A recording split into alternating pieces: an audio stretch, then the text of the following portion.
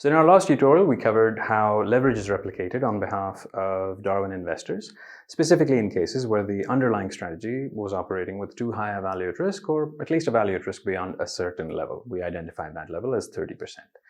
And in this tutorial, we're going to continue that conversation and talk about distributions of potential returns as a function of value at risk. And to simplify that to the objective behind the conversation, it is to ascertain a few things. One, operating beyond what value at risk makes it statistically improbable for you to recover from loss-making periods. And two, based on that first point, how should that then influence your trading decisions in terms of your use of leverage? And thirdly, we'll illustrate with the help of some examples how even the most robust of alphas, even the most high win rate strategies can fast become from winning strategies to losing strategies in the presence of inappropriate or excess levels of leverage employed in your trading strategy. So to continue the conversation, let's use the help of an example here. We have starting capital in this example of $10,000 US. Our monthly trading frequency is set to 10 trades a month. Compared to previous examples, we'll set our deleverage to variable, and some additional constraints are that we have set stop loss and take profit both to 20 pips in this example, and this trading strategy has a win rate of 50%, which essentially is us hypothesizing that in this particular case, such a trading strategy, which is essentially a coin flip, over a large enough sample of trades over a long enough period of time or simulations, should really neither make nor lose any money. So if we were to visualize what the returns distribution of such a trading strategy would look like, given a large enough number of simulations or a long enough number of exposures over a large enough number of exposures over a long enough period of time, we'd be looking at something that's more or less symmetric looking. Something like this, where returns would cluster towards 0% in this fashion. Now, let's draw out a few scenarios where we're going to progressively increase the risk per trading decision, and obviously that will have its effect on the value at risk that we arrive at for each scenario. And then we'll illustrate the effects of that, of each scenario visually to demonstrate to you how operating beyond a certain value at risk essentially ensures that your likelihood of recovering from any loss-making period is very, very low, progressively low as you increase the value at risk, as the value at risk of your trading strategy increases. So let's draw out a table over here where the first column is the scenario, the second column is deleverage, the third column is the maximum loss per trade. The fourth column is the maximum win per trade in the presence of these constraints, stop loss and take profit being 20 pips each. And finally, the value at risk at 95% confidence, the monthly value at risk for each scenario. We'll approximate these values. There won't be anything that's calculated in concrete in these scenarios. So in scenario, let's draw 1, 2, 3, 4. Let's have 4 scenarios with 4 different levels of deleverage. In the first one, we have 1, then we have 10, then we have 100, and finally we have 200, the most extreme case. Make some space over here for later. Our max loss in the case of deleverage 1 at 20 pips being the stop loss and take profit will be negative 0.2%. And here will be 0.2%. And the VaR, let's say, approximates to 0.5%. When we multiply our leverage by 10, we amplify our loss by 10 as well, and that will give us a max loss of 2% per trade, a max win of 2% per trade, and a value at risk of 5%. Amplifying our deleverage by 10 again, this time we have negative 20%, positive 20%, and finally, max loss in the case of our most extreme scenario of 200 deleverage will be negative 40%. And then we have 40% for max win. And here, let's say we're a very high value at risk at 98%. Now, to illustrate how the effects of excess risk-taking, what the effects can be on a trading strategy that starts out under some limitations, such as limited starting capital to begin with, let's take our most extreme example, we have dleverage set to 200. And let's draft a sequence of trades where for each trade we have the P&L, or let's just say whether the trade won or lost result, given that we know it could be either negative 40% or positive 40%. And then over here we have the equity as it evolves with each trade. We got trade 1, 2, 3, 4. Mind you, this is just one sequence, but we're deliberately illustrating this particular sequence to exemplify the effects of excess risk-taking and how they can manifest themselves over any track record. It doesn't have to be that you have a backtest that looks really nice. It doesn't have to be the case that in future your backtest, your live trading results will perform exactly like your backtest looked. Your backtest may have been started at a convenient time. There could be several other factors that influenced your backtest at high levels of risk actually succeeding and not tanking. So we're going to illustrate this and then talk about how we can use simulations to better illustrate or better assess the kind of risk that we're actually taking on and how that risk evolves over time as we increase the risk of our trading decisions. So let's say in this first case we had a loss. Remember, it's 50% win rate, so we're going to assume it's a coin flip and alternate between wins and losses. And here we won, and here we lost, and here we won again. So with the first loss, given that we're operating in this scenario, our loss is going to be negative 40%, so our equity immediately falls to 40%. Now we only have 60% of our initial equity remaining with which to trade, assuming the same level of risk. So trade 2 wins. This time we win 40%, but of our evolved equity at 60%. Therefore, the calculation here is 1.4 times the remaining equity at 0.6, which becomes 0.84, or that our revised equity is minus 16%. So initially we had a fall to minus 40, now we're up to minus 16%. In the third trade, we lose again. This time, since we're losing 40%, we're losing 40% of our evolved 84% that we had from our previous trade, which means that we're now going to multiply 0.6 by 0.84,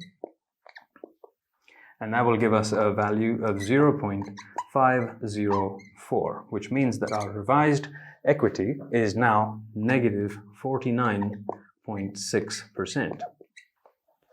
And finally, with the last winning trade, remember that we're at 50.4% available equity now. And if we win in this trade, it's going to be 1.4 times 0.504, which, if I'm not mistaken, should be 0.7056, or translates to negative 29.44%. The reason behind illustrating this particular sequence of trades is that it's possible that such a sequence of trades could happen. But the important thing to understand is, were this sequence of trades to happen, what would happen to your ability to recover in monetary terms? Were you, for instance, operating at such high levels of risk where your max loss could be 40%, your max win could be 40%, if you ended up losing in that first trade 40%, you now have progressively limited capital to even attempt to recover back to initial levels of equity. And this is the risk that presents itself when you're operating with too high a value at risk. How that would manifest itself in terms of actual trading conditions is that, in this case, we used a 50% win rate example. You could have a trading strategy that, for instance, had a 75% or something win rate. Very high and very difficult to achieve in financial markets too. Were you to have that, this sort of scenario may well happen to a strategy that has this sort of win rate, where operating with such high levels of risk just put you into a spiral of equity decrease that just simply rendered the win rate of that trading strategy irrelevant, because you no longer have the capital to recover your account in monetary terms if you want to keep assuming that same level of risk. How this would visualize itself over time in terms of the distribution of returns, the effects that it would have on the distribution of returns would be as follows.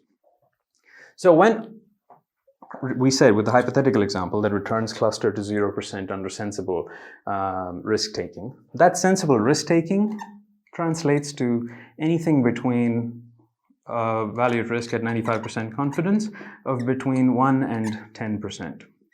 Between values at risk of between 1 and 10%, you're likely to see, let's imagine we were to conduct Monte Carlo simulations, 100,000 Monte Carlo simulations over the last 1 year worth of euro-dollar data, randomizing entries and exits. Well, the trade direction was irrelevant. We're trying to come up with simulations of returns under such a risk-taking profile. Between 1 and 10% value at risk, we more or less see a distribution of this nature where most of the simulations would cluster towards 0%.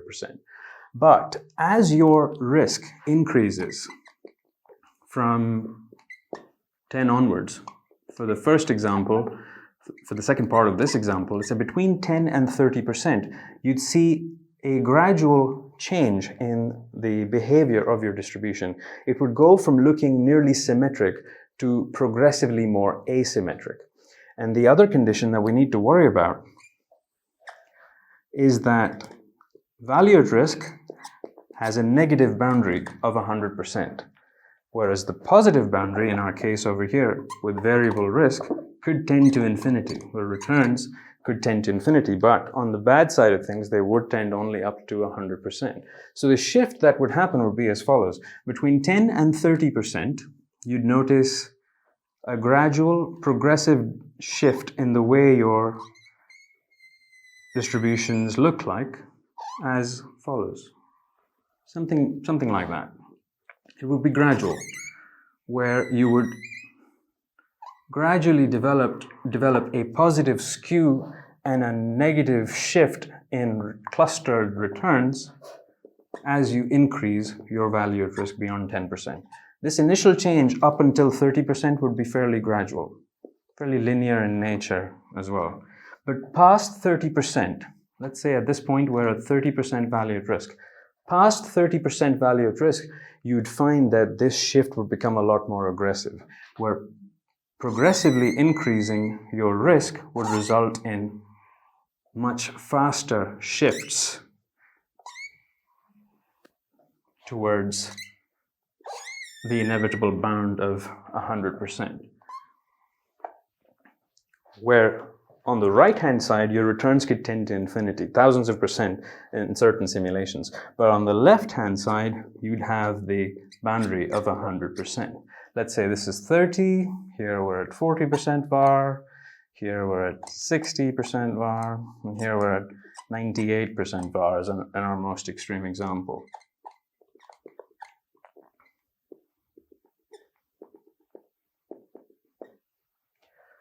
The objective behind demonstrating the variation in the overall likely distribution of your returns under different scenarios of risk-taking and hence values at risk is that operating beyond 30% value at risk is most definitely going to reduce your odds of survival drastically. Staying within 30% is therefore a more sensible thing to do, preferably within even more constrained levels such as 20%. So the moral of the story is that excess use of leverage is not a sensible means of magnifying your returns because the magnification and losses that you can also potentially encounter cause you trouble in a manner that makes it statistically improbable for you to recover your account should you be taking those excess levels of leverage. Therefore, looking at backtests, for instance, that have performed with fantastic win rates, and then assuming that amplifying your returns through the use of excess leverage is a means to making more out of your existing alpha is not the right way to think about it, because there may be scenarios that may and almost always do happen where a short sequence of loss-making trades can result in depreciation in equity that no longer enables you to recover to levels at even break-even or beyond in order to really make use of the alpha that you've worked so hard to generate, to discover. What is the more sensible thing to do then? There are a few options you have. The most sensible option is to operate within sensible, tolerable values at risk that enable you to sustain yourself, that enable you to survive in the markets. If you have an alpha generating capacity that has a win rate, for example, that is really high, you're better off trading with a consistent risk profile at sensible levels of risk and attracting investor capital to your trading strategy, which you can do at Darwinex. That way, for instance, if you're operating anywhere between 10 and anywhere between 10 and 30% value at risk, which is a region within which statistical odds of survival are prevalent, beyond which statistical odds of survival drastically reduce, you're better off remaining in that zone, keeping your risk profile stable and attracting investor capital as a means to amplify your returns instead of thinking about excess leverage as a means to magnify your returns. When you attract investor capital to a trading strategy, and if the trading strategy is obviously an investable trading strategy to begin with, you have the potential to charge 20% performance fees on investor profits. The investors serve as your leverage. You have the ability to attract investor capital on our exchange, and through the availability of our asset management license, our asset manager is able to charge investors 20% performance fees on all investor profits and on a high watermark basis, and pay them to you, thereby adding 20% profit, 20% in terms of additional revenues that you didn't have before. Secondly, it enables you, if you have alpha, to stay within tolerable bounds that ensure that at least your odds of survival are not drastically low, and that if you continue operating in the way you are, you're likely to succeed. If you stay within reasonable values at risk, the amplification of your returns is better served through charging performance fees on investor profits through capital that you attract on our exchange to your trading strategy. The other option, there are two other options that you can use in the absence of your wish to attract investor capital to your strategy. Both of those options are really impractical from several points of view. So one of those options could be, for instance, let's say you have $100,000 in available equity. And this is available capital, and this is what you'd like to deploy in a trading strategy that you have with such levels of risk, insane levels of risk. What you could do is divide your available capital into several accounts, divide them by several, or use it in chunks as opposed to just using it all in one account. You could say set up an account with $5,000, start trading on that account with insane levels of risk. If it blows up, it goes to zero. You put another 5,000 into the second account, keep trading. Let's imagine that too goes to zero. You're just gambling and playing along with very high levels of risk, ultimately to arrive at some scenario in one of those accounts where you are able to hit some crazy returns figure, like let's say 1,000% or something to that effect. That's one option. This option makes no sense from the perspective of a serious trader wanting to attract investor capital, because you don't develop any progression. Your investors, if you're going to try and attract investors to your trading strategy, they will want to see your evolution over time. They will want to assess you in terms of risk. They will assess you in terms of profitability and a variety of other factors that you simply won't be able to demonstrate if this is what you've been up to, by constantly attempting to use your available capital at very high risk, but doing it pseudo-intelligently by dividing it into accounts, chunks worth of your capital being deployed in very high-risk ways, where if there is an explosion, you keep deploying the rest of your capital until eventually you hit upon the scenario you were hoping for. That's one way of doing it.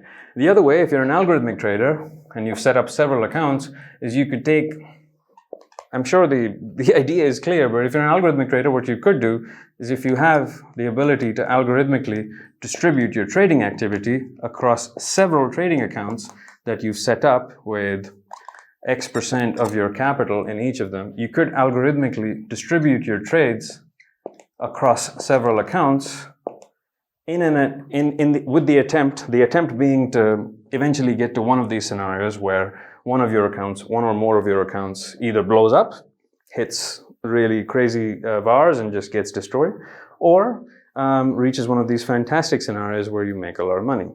In that scenario too, you simply wouldn't be able to demonstrate to an investor, if you're a serious trader looking to attract investor capital, you simply wouldn't be able to demonstrate progression, serious behavior, consistency, maintenance of risk, a stable risk profile, and all those important profitability and risk-related attributes that you would had you had one account to begin with a decent alpha that you had traded within decent levels of risk in stable fashion, demonstrated your progression over time, and then attracted investors to it who would then deploy capital to your trading strategy through the Darwinex Exchange and enable you to charge 20% performance fees, these performance fees being the additional revenue that would amplify your overall return in your trading, as opposed to employing excess risk and attempting to go after these statistically very improbable scenarios at the risk of hitting these statistically very probable scenarios of loss under excess risk taking. So hopefully this tutorial has been illustrative of the pitfalls of thinking like this in terms of deploying excess leverage, excess risk taking, why it makes a lot more sense to take a lot less risk on your own trading account and use investors as your leverage, why scenarios like this may make it possible for you to avoid complete depletion of your available capital, but they are not a means to attracting serious investors they're not a means of demonstrating that you're a serious individual looking to attract investor capital. And why it makes absolutely no sense if you value longevity in your trading. If you have a decent alpha, if you want to maintain that alpha over time, then it makes no sense to employ levels of risk that would put you into scenarios where statistically you're just unable to recover if you encounter a loss-making period. So with this, our tutorial series on risk measurement at Darwinex comes to an end. In the next tutorial series, we'll be diving deep into the ins and outs of the Darwinex Risk Manager, taking all of these concepts forward into how the Risk Manager functions and modulates risk on behalf of investors on the Darwinex Exchange, to ensure that the assets listed on the exchange have a fixed target value at risk of 10% at 95% confidence, and how all of these concepts that we've covered in this tutorial series apply as regards the Darwinex Risk Manager. See you in the next tutorial series, and thank you for your attention in this one.